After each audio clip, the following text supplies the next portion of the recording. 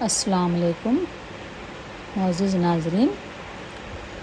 ایک طرف super power رومی سلطنت تھی، دوسری طرف عظیم الشان فارس کی ساسانی سلطنت. دونوں طاقتیں صدیوں سے دنیا پر حکومت کر رہی تھیں، اور دوسری طرف ایک عظیم بالکل سادہ مزاج خلیفہ، جس کے محل نہیں تھے، جس کے پاس شاہی تخت نہیں تھے، جس کے دروازے پر پہریدار نہیں تھے، لیکن اس کے دل میں اللہ کا خوف تھا، زبان پر قرآن تھا اور ہاتھ میں عدل تھا. جی میں بات کر رہی ہوں حضرت عمر فاروق رضی اللہ عنہ کی. یہی وہ دور تھا جب اسلام نے صرف سرزمین فتح نہیں کیے بلکہ دل بھی فتح کیے، ظلم کے نظام کو ختم کیا اور عدل و انصاف پر مبنی ایک نئی تہذیب کی بنیاد رکھی. تو حضرت عمر فاروق کا سیکنڈ ایپیسوڈ ملاحظہ فرمائیے. حضرت عمر خود میدان جنگ میں ہر مارکے میں شریک نہیں ہوتے تھے، لیکن آپ ایک غیر معمولی سپہ سالار اور منتظم تھے. آپ مدینہ میں بیٹھ کر لشکروں کی منصوبہ بندی کرتے، سپہ سالار مقرر کرتے، رسد کا انتظام کرتے، خطوط کے ذریعے ہدایات بھیجتے اور ہر فتح کے بعد مفتوحہ علاقوں میں عدل و انصاف کا نظام قائم کرتے. آپ کا اصول تھا، ہم کسی قوم سے جنگ اس لیے نہیں کرتے کہ ان کی زمین لے لیں، بلکہ اس لیے کہ لوگوں کو بندوں کی غلامی سے نکال کر صرف اللہ کی بندگی کی طرف لایا جائے. حضرت ابوبکر صدیق کے زمانے میں شام کی مہم شروع ہوئی تھی، لیکن حضرت عمر کے دور میں اس نے فیصلہ کن کامیابی حاصل کی. سپہ سالاروں میں شامل رہتے حضرت خالد بن ولید، حضرت ابو عبیدہ بن جراح، حضرت یزید بن ابی سفیان، حضرت شرجیل بن حسنہ. حضرت عمر تمام محاذوں کی مسلسل نگرانی کرتے تھے. 15 ہجری میں دریائے یرموک کے کنارے اسلامی تاریخ کی ایک عظیم جنگ لڑی گئی. رومی لشکر تعداد اور اسلحہ میں مسلمانوں سے کئی گنا زیادہ تھے، لیکن مسلمانوں کے پاس ایمان، اتحاد اور بہترین قیادت تھی. حضرت خالد بن ولید کی شاندار حکمت عملی کے نتیجے میں رومی فوج کو فیصلہ کن شکست ہوئی. اس فتح نے شام کے دروازے مسلمانوں کے لیے کھول دیے. یہ اسلامی تاریخ کا ایک اہم واقعہ ہے. حضرت عمر نے حضرت خالد بن ولید کو سپہ سالاری سے ہٹا کر حضرت ابو عبید کو سپہ سالار مقرر کیا. کچھ لوگوں نے حیرت ظاہر کی. حضرت عمر رضی اللہ تعالیٰ عنہ نے فرمایا، میں نے خالد کو کسی ناراضی کی وجہ سے معزول نہیں کیا، بلکہ اس لیے کہ لوگ یہ نہ سمجھنے لگیں کہ فتح صرف خالد کی وجہ سے ہوتی ہے، بلکہ اصل مدد اللہ کی طرف سے ہوتی ہے. یہ فیصلہ حضرت عمر کی اخلاص پر مبنی قیادت کی روشن مثال ہے. اسلامی تاریخ کا ایک عظیم ترین لمحہ وہ تھا جب بیت المقدس مسلمانوں کے زیر انتظام آیا. شہر کے عیسائی راہبوں نے شرط رکھی کہ وہ شہر صرف مسلمانوں کے خلیفہ کے حوالے کریں گے. حضرت عمر مدینہ سے بیت المقدس روانہ ہوئے. ان کے ساتھ صرف ایک خادم اور ایک اونٹ تھا. راستے میں اونٹ پر کبھی حضرت عمر بیٹھتے اور کبھی ان کا خادم. جب بیت المقدس پہنچنے کا وقت آیا تو اونٹ کی باری خادم کی تھی. لوگوں نے عرض کیا، امیر المومنین آپ سوار ہو جائیں. حضرت عمر نے فرمایا، یہ انصاف کے خلاف ہوگا. یعنی آپ اتنے انصاف پسند تھے، اس سے اندازہ ہوتا ہے. حضرت عمر بیت المقدس پہنچے تو ان کے کپڑوں پر کئی پیوند تھے. رومی حکام حیران رہ گئے. انہیں یقین نہیں آ رہا تھا کہ اتنی عظیم سلطنت کا حکمران اس قدر سادہ زندگی گزار سکتا ہے. حضرت عمر نے شہر میں داخل ہو کر عاجزی کے ساتھ اللہ کا شکر ادا کیا. نماز کا وقت ہوا. عیسائی پادری نے حضرت عمر کو چرچ کے اندر نماز پڑھنے کی دعوت دی. حضرت عمر نے انکار فرمایا. آپ باہر تشریف لے گئے اور وہاں نماز ادا کی. بعد میں حضرت عمر نے فرمایا، اگر میں چرچ کے اندر نماز پڑھ لیتا تو آنے والے مسلمان اسے مسجد بنانے کا مطالبہ کرتے. یہ غیر مسلم عبادت گاہوں کے احترام کی ایک روشن مثال ہے. حضرت عمر نے بیت المقدس کے عیسائی باشندوں کو تحریری امان دی کہ اس میں ان کی جان، مال، عبادت گاہوں اور مذہبی آزادی کی حفاظت کی ضمانت دی گئی۔ وہ معاہدہ اسلامی تاریخ میں عدل، رواداری اور مذہبی آزادی کی ایک اہم مثال سمجھا جاتا ہے۔ عراق اس وقت ساسائی سلطنت کا اہم حصہ تھا۔ حضرت سعد بن ابی وقاص کو لشکر کا سپہ سالار مقرر کیا گیا۔ جنگ قادسیہ یہ اسلامی تاریخ کی عظیم ترین جنگوں میں شمار ہوتی ہے۔ فارس کی فوج تعداد میں کئی گنا زیادہ تھی، ان کے پاس جنگی ہاتھی بھی تھے، لیکن مسلمانوں نے صبر، حکمت اور ایمان کے ساتھ جنگ لڑی۔ بالآخر فارسی سپہ سالار رستم مارا گیا اور مسلمانوں کو عظیم فتح حاصل ہوئی۔ یہ فتح ساسانی سلطنت کے زوال کا آغاز ثابت ہوئی۔ مدین کی فتح۔ قادسیہ کے بعد مسلمانوں نے مدین یعنی فارس کا دارالحکومت فتح کیا۔ کسرا کے عظیم محلات مسلمانوں کے قبضے میں آئے، لیکن کسی مسلمان نے انہیں اپنی ذاتی جاگیر نہیں بنایا۔ تمام مال بیت المال میں جمع کر دیا گیا۔ یہ اسلامی امانت داری کی عظیم مثال تھی۔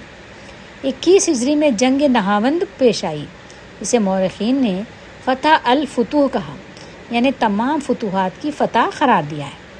اس جنگ کے بعد ساسائی سلطنت تقریباً ختم ہو گئی اور ایران میں اسلام تیزی سے پھیلنے لگا۔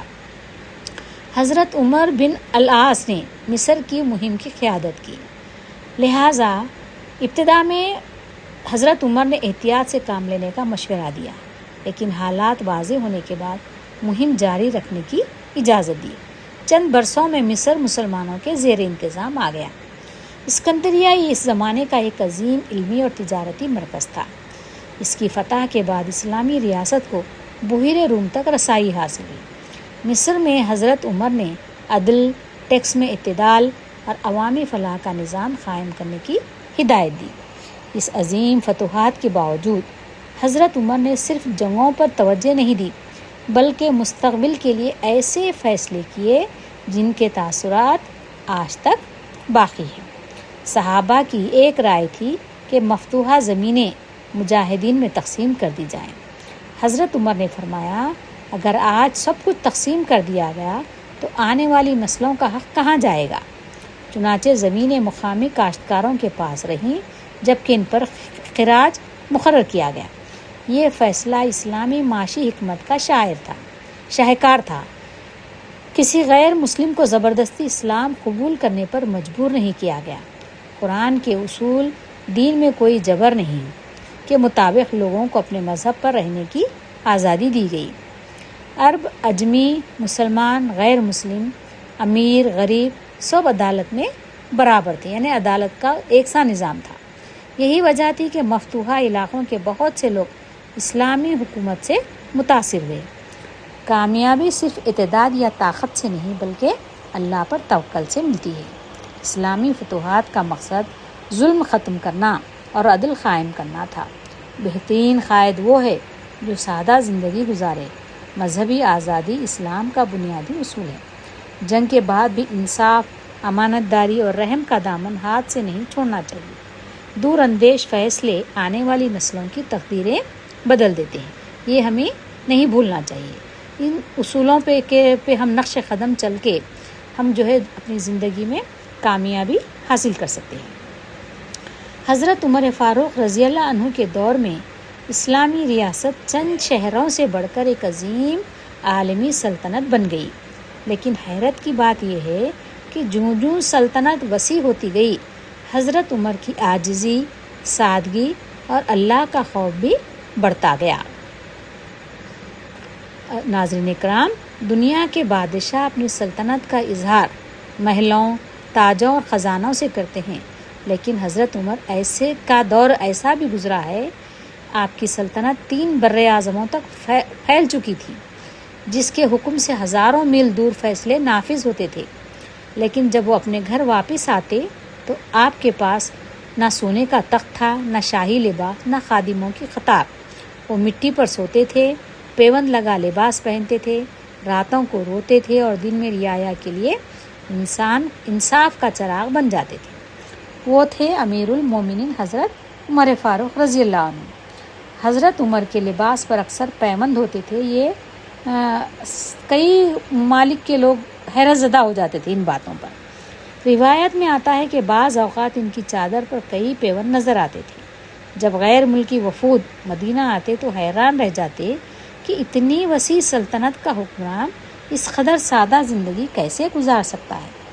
ایک مرتبہ ایک سفیر نے حضرت عمر کو کھجور کے درخت کے نیچے آرام کرتے دیکھا، نہ محافظ، نہ دربان، نہ شاہی جاؤ جلا۔ اس نے کہا، آپ نے عدل کیا، اس لیے امن میں رہے اور اسی لیے اطمینان سے سو گئے۔ اگرچہ یہ جملہ تاریخی روایت میں مشہور ہے، مگر اس کے سندھی سند قطعی نہیں، اسے بطور تاریخی روایت بیان کیا جاتا ہے۔ حضرت عمر کا کھانا نہایت سادہ تھا، اکثر روٹی، زیتون کا تیل، نمک یا سرکہ پر اکتفا کرتے۔ ایک مرتبہ بیت المال میں عمدہ کھانا آیا۔ لوگوں نے عرض کیا، امیر المومنین آپ بھی تناول فرمائیں۔ آپ نے فرمایا، اگر میں آج عمدہ کھانا کھا لوں تو کل غریب مسلمانوں کے لیے کیا نمونہ رہ جائے گا۔ آپ کا معیار یہ تھا کہ حکمران ان کی زندگی عوام سے زیادہ آسودہ نہیں ہونی چاہیے۔ حضرت عمر کا دل اللہ کے خوف سے لرزتا رہتا تھا۔ قرآن کی تلاوت کرتے تو اکثر آیات عذاب پر اتنا روتے کہ بیمار ہو جاتے۔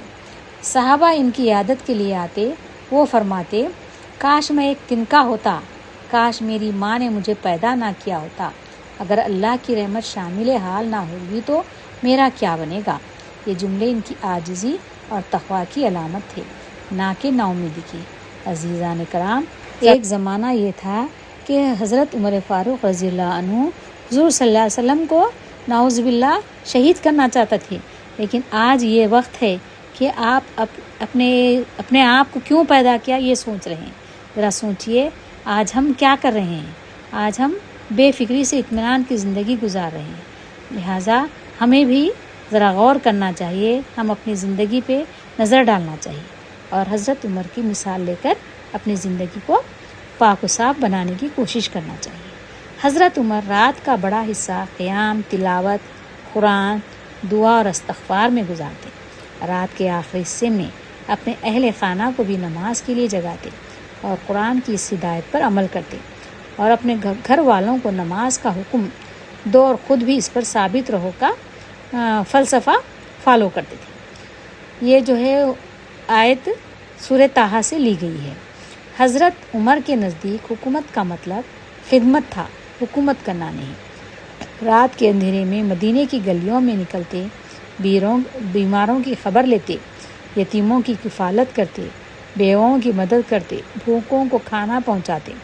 یہ سب کسی اعلان یا دکھاوے کے بغیر ہوتا تھا۔ ایک رات حضرت عمر مدینہ میں گشت کر رہے تھے، انہوں نے ایک ماں کو اپنی بیٹی سے کہتے سنا، دودھ میں پانی ملا دو تاکہ زیادہ فرخت ہو۔ بیٹی نے جواب دیا، امیر المومنین نے ایسا کرنے سے منع فرمایا ہے۔ ماں نے کہا، عمر یہاں کہاں دیکھ رہے ہیں؟ بیٹی بولی، اگر عمر نہیں دیکھ رہے تو اللہ تو دیکھ رہا ہے۔ حضرت عمر نے یہ بات سن کر بہت متاثر ہوئے۔ بعد میں انہوں نے اس نیک لڑکی کا نکاح اپنے بیٹے حضرت عاصم سے کروا دیا۔ مورخین لکھتے ہیں کہ اسی خاندان میں بعد میں عظیم خلیفہ حضرت عمر بن عبدالعزیز رحمۃ اللہ علیہ پیدا ہوئے۔ حضرت عمر کے سامنے اگر ان کا اپنا بیٹا بھی غلطی کرتا تو قانون کے مطابق سزا دی جاتی۔ ان کے نزدیک قانون کی نظر میں کوئی امتیاز نہیں تھا۔ یہی عدل اسلامی ریاست کی طاقت بنا۔ حضرت عمر اپنے گورنروں سے سخت حساب لیتے تھے۔ اگر کسی گورنر کے پاس غیر معمولی دولت نظر آتی تو فوراً پوچھتے، یہ مال کہاں سے آیا؟ وہ فرماتے، جس شخص کو ہم نے خدمت کے لیے مقرر کیا ہے وہ رعایا پر بوجھ نہیں بن سکتا۔ ایک مرتبہ ایک شخص نے کہا، اے امیر المومنین، آپ اللہ کے بعد سب سے بہتر انسان ہیں۔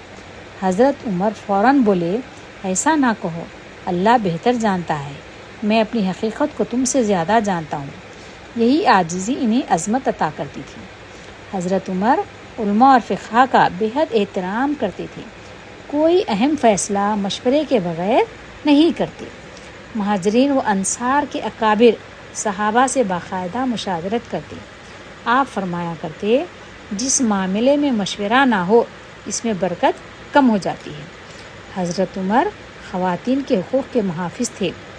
ایک مرتبہ انہوں نے مہر کی مقدار کے بارے میں رائے دی۔ ایک خاتون نے قرآن کی آیت پیش کر کے ان کی رائے سے اختلاف کیا تو حضرت عمر نے فوراً فرمایا، عمر سے غلطی ہوئی، اس عورت نے درست بات کہی۔ یہ حکمران کی علمی دیانت اور حق قبول کرنے کی عظیم مثال ہے۔ حضرت عمر یتیم بچوں کے سروں پر ہاتھ پھیرتے، ان کے اخراجات بیت المال سے پورے کرتے اور آپ فرماتے، جس گھر میں یتیم کی کفالت ہو وہ گھر اللہ کی رحمت کے قریب ہوتا ہے۔ حضرت عمر جانوروں پر ظلم بھی برداشت نہیں کرتے تھے۔ ایک مرتبہ ایک شخص اپنے اونٹ پر زیادہ بوجھ لاد رہا تھا۔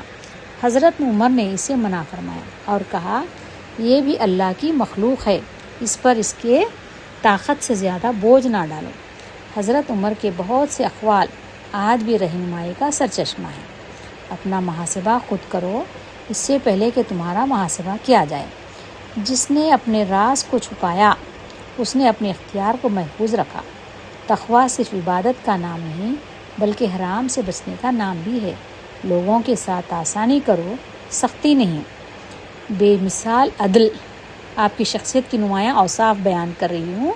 آپ بے مثال عدل فرماتے، خوف خدا تھا آپ میں، عاجزی تھی، سادگی پسند تھے، دیانت دار تھے، مشاورت فرماتے تھے، رحم دلی تھی آپ میں، جرت تھی، عبادت گزاری تھی، امانت داری تھی، وقت کی پابندی اور رعایت سے محبت۔ یہ تمام صفات ایک ہی شخص میں جمع تھیں۔ سبحان اللہ۔ حقیقی عظمت سادگی میں ہے، نمود و نمائش میں نہیں۔ حکمران کا اصل فرض عوام کی خدمت ہے۔ عبادت اور خدمات خلق ایک دوسرے سے جدا نہیں۔ حق بات کسی بھی شخص سے ملے اسے قبول کرنا چاہیے۔ اللہ کا خوف انسان کو انصاف پر قائم رکھتا ہے۔ یتیم، مسکین، بیوہ اور کمزور طبقے کی خدمت اسلامی معاشرے کی بنیاد ہے۔ علم، مشورہ اور احتساب ہر کامیاب قیادت کی پہچان ہے۔ ناظرین کرام، حضرت عمر فاروق رضی اللہ عنہ کی شخصیت صرف ایک عظیم حکمران کی نہیں بلکہ ایک عابدہ، زاہد، منصف، باپ، خادم خلق اور اللہ سے ڈرنے والے بندے کی تھی۔ جتنا بڑا ان کا اقتدار تھا اس سے کہیں بڑھ کر ان کا خوف خدا تھا، اور یہی خوف خدا ان کے عدل، انکساری اور عظمت کی اصل بنیاد تھا۔ ناظرین کرام، اسلامی تاریخ میں کچھ لمحات ایسے ہیں جنہیں یاد کرتے ہوئے دل غم سے بھر جاتا ہے۔ وہ صبح جب مدینہ منورہ کی فضا خاموش تھی، مسجد نبوی نمازیوں سے بھری ہوئی تھی، امیر المومنین حضرت عمر فاروق رضی اللہ عنہ نماز فجر پڑھانے کے لیے آگے بڑھے۔ کسی کو معلوم نہ تھا کہ عظیم رہنما دور خلافت کی آخری نماز ہوگی۔ وہ شخص جس نے 10 برس تک عدل، تقویٰ، خدمت خلق اور خوف خدا کا چراغ روشن رکھا، اب اپنے رب سے ملاقات کے لیے تیار تھا۔ حضرت عمر اکثر اللہ تعالیٰ سے دعا کرتے تھے، اے اللہ مجھے اپنی راہ میں شہادت عطا فرما اور اپنے رسول اللہ کے شہر میں موت نصیب فرما۔ صحابہ کرام کو تعجب ہوتا کہ مدینہ تو امن کا شہر ہے، یہاں شہادت کیسے ممکن ہوگی؟ لیکن اللہ تعالیٰ جس کے لیے جو چاہتا ہے اسباب بھی پیدا فرما دیتا ہے۔ ابو لولو فیروز ایک فارسی غلام تھا جو مغیرہ بن شعبہ کا غلام تھا۔ اس نے حضرت عمر سے اپنے خراج یعنی ٹیکس مکاتبت کی رقوم میں کمی کی درخواست کی۔ حضرت عمر نے اس کے حالات سننے کے بعد فرمایا کہ جو رقم مقرر ہے وہ اس کی مہارت کے مقابلے میں زیادہ نہیں۔ یہ جواب اسے پسند نہ آیا۔ اس نے دل میں انتقام کی آگ پال لی اور خفیہ طور پر 2 دھاری خنجر تیار کیا۔ تاریخی روایت کے مطابق اس نے اس خنجر کو زہر آلود بھی کیا تھا، اگرچہ اس کی تفصیل تمام روایت میں یکساں نہیں ملتی، اس لیے اسے خطی حقیقت کے طور پر بیان کرنے کے بجائے صرف روایت کے طور پہ ہم لینا چاہیے۔ 26 ذی الحجہ یعنی 23 ہجری کی صبح فجر کی نماز کا وقت تھا۔ حضرت عمر نے نماز شروع کرائی۔ اسی دوران ابو لولو آگے بڑھا اور اچانک خنجر سے حملہ کر دیا۔ متعدد وار حضرت عمر پر کیے گئے۔ اس کے بعد وہ بھاگنے لگا اور راستے میں کئی نمازیوں کو بھی زخمی کر دیا، جن میں سے بعض بعد میں شہید ہوئے۔ آخرکار جب اسے پکڑے جانے کا خطرہ محسوس ہوا تو اس نے خودکشی کر لی۔ شدید زخمی ہونے کے باوجود حضرت علی نے نماز کو منتشر نہیں ہونے دیا۔ انہوں نے حضرت عبد الرحمن بن عوف کو آگے بڑھایا تاکہ وہ نماز مکمل کرائیں۔ یہ منظر اس بات کی گواہی دیتا ہے کہ ان کے نزدیک اللہ کی عبادت اور جماعت کی حفاظت کتنی اہم تھی۔ جب انہیں گھر لے جایا گیا تو سب سے پہلے پوچھا، کیا لوگوں نے نماز مکمل کر لی؟ جب جواب ملا کہ جی ہاں تو فرمایا، جس نے نماز چھوڑ دی اس کا اسلام میں کوئی حصہ نہیں۔ یہ ان کی نماز سے محبت کا اظہار تھا۔ حضرت عمر نے پوچھا، مجھے کس نے زخمی کیا؟ لوگوں نے بتایا، ابو لولو فیروز نے۔ حضرت عمر نے فرمایا، الحمدللہ، میری جان ایسے شخص کے ہاتھ سے نہیں گئی جو اللہ کے سامنے سجدہ کرتا تھا۔ یہ الفاظ ان کے دل میں مسلمانوں کے لیے محبت اور امت کی خیر خواہی کو ظاہر کرتے ہیں۔ شدید زخمی ہونے کے باوجود انہیں اپنی ذاتی ذمہ داریوں کی فکر تھی۔ انہوں نے اپنے بیٹے حضرت عبداللہ بن عمر سے فرمایا کہ میرے ذمے جو قرض ہے اسے ادا کیا جائے۔ اگر میرے مال سے پورا نہ ہو تو خاندانی عدی سے مدد لینا، اور اگر پھر بھی ضرورت ہو تو قریش سے مدد لینا۔ یہ اس شخص کی امانت داری تھی جس کے زیر انتظام دنیا کی عظیم سلطنت تھی، لیکن وہ ذاتی قرض کے بارے میں بھی فکر نہ تھی۔ حضرت عمر سے عرض کیا گیا، آپ اپنا جانشین مقرر کر دیں۔ انہوں نے فرمایا، اگر میں کسی کو مقرر کر دوں تو مجھ سے بہتر حضرت ابوبکر ایسا کر چکے ہیں، اور اگر نہ کروں تو مجھ سے افضل رسول اللہ صلی اللہ علیہ وسلم نے بھی کسی کو نامزد نہیں کیا۔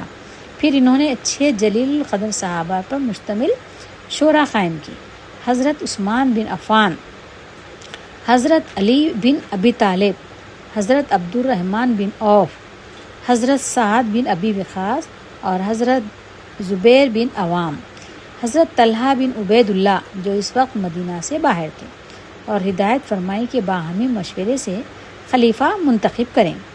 یہ اسلامی شورائی نظام کی بہترین مثال تھی۔ حضرت عمر کی ایک خواہش تھی کہ انہیں رسول اللہ صلی اللہ علیہ وسلم اور حضرت ابوبکر صدیق کے پہلو میں دفن کیا جائے۔ انہوں نے اپنے بیٹے حضرت عبداللہ بن عمر کو حضرت عائشہ رضی اللہ عنہ کے پاس بھیجا۔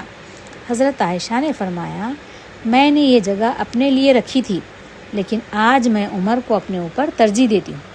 جب حضرت عمر کو یہ خبر ملی تو ان کی آنکھوں میں آنسو آ گئے۔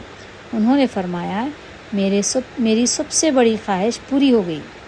حضرت عمر نے اپنی آخری لمحات میں کئی اہم وصیتیں فرمائیں: اللہ سے ڈرتے رہنا، مہاجرین اور انصار کے حقوق کا خیال رکھنا، غیر مسلم شہریوں کے ساتھ کیے گئے معاہدوں کی حفاظت کرنا، بیت المال میں خیانت نہ ہونے دینا، رعایا پر ظلم نہ ہونے دینا، نماز اور دین کی پابندی کرنا۔ یہ وصیتیں ایک کامل اسلامی ریاست کے بنیادی اصول ہیں۔ چند دن زخموں کی تکلیف برداشت کرنے کے بعد 1 محرم 24 ہجری سے قبل 26 ذی الحجہ 23 ہجری کے حملے کے نتیجے میں حضرت عمر فاروق رضی اللہ عنہ اپنے خالق حقیقی سے جا ملے۔ آپ کی عمر تقریباً 63 برس تھی، جو رسول اللہ صلی اللہ علیہ وسلم اور حضرت ابوبکر کی عمر کے قریب تھی۔ حضرت عمر کو غسل دیا گیا، نماز جنازہ ادا کی گئی، پھر انہیں مسجد نبوی میں رسول اللہ صلی اللہ علیہ وسلم اور حضرت ابوبکر صدیق کے پہلو میں دفن کر دیا گیا۔ یہ دنیا کی سب سے بابرکت قبروں میں سے ایک جگہ ہے۔ رسول اللہ صلی اللہ علیہ وسلم نے فرمایا، اگر میرے بعد کوئی نبی ہوتا تو عمر بن خطاب ہوتے۔ ایک اور حدیث میں فرمایا، شیطان عمر کو دیکھ کر اپنا راستہ بدل لیتا ہے۔ حضرت عبداللہ بن مسعود فرمایا کرتے تھے، حضرت عمر کا اسلام لانا فتح تھا، ان کی ہجرت مدد تھی اور ان کی خلافت رحمت تھی۔ ان فضائل سے حضرت عمر کے بلند مقام کا اندازہ ہوتا ہے، جبکہ عقیدہ یہی ہے کہ نبوت کا سلسلہ رسول اللہ صلی اللہ علیہ وسلم پر ختم ہو چکا ہے۔ حضرت عمر نے صرف ایک سلطنت نہیں چھوڑی، انہوں نے ایک ایسا نظام چھوڑا جس کی بنیاد عدل تھی، جس کی روح تقویٰ تھی جس کا مقصد خدمت خلق تھا، جس میں حکمران جواب دہ تھا، جس میں قانون سب پر برابر نافذ ہوتا تھا، جس میں بیت المال عوام کی امانت تھی، جس میں مذہبی آزادی اور انسانی وقار محفوظ تھا۔ اللہ کا خوف انسان کو انصاف پر قائم رکھتا ہے۔ اقتدار امانت ہے، اعزاز نہیں۔ نماز کو ہر حال میں مقدم رکھنا چاہیے۔ قرض اور حقوق العباد کی ادائیگی میں غفلت نہیں کرنی چاہیے۔ مشورہ اسلامی قیادت کا بنیادی اصول ہے۔ سادگی انسان کی عزت کم نہیں کرتی بلکہ بڑھاتی ہے۔ حکمران اور عام آدمی قانون کے سامنے برابر ہیں۔ کامیاب زندگی وہ ہے جو اللہ اور اس کے رسول کی اطاعت میں گزاری جائے۔ ناظرین کرام، حضرت عمر فاروق رضی اللہ عنہ کی زندگی ہمیں یہ سکھاتی ہے کہ ایک انسان قرآن سے بدل سکتا ہے، عدل سے قوموں کو بدل سکتا ہے اور اخلاص سے تاریخ کا رخ موڑ سکتا ہے۔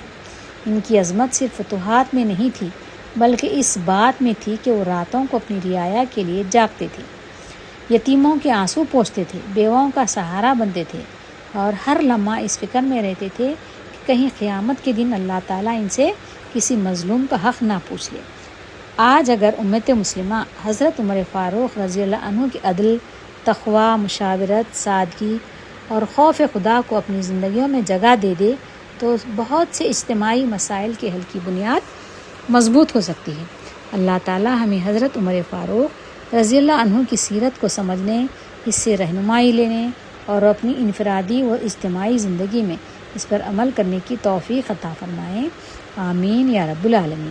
وآخر الدعوانا الحمد للہ رب العالمین وصلی اللہ تعالیٰ علی خیر خلق محمد وآلہ وصحبہ اجمعین۔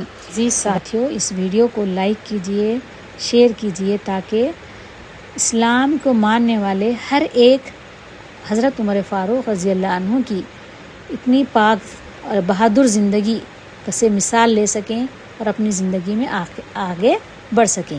اچھی باتیں بتانا ایک ثواب جاریہ ہے۔ میں امید کرتی ہوں کہ اس ویڈیو کو جتنا ہو سکے لائک کریں گے اور شیئر کریں گے آپ، اور جو لوگ سبسکرائب نہیں کیے ہیں وہ بھی ضرور سبسکرائب کیجیے۔ اللہ حافظ۔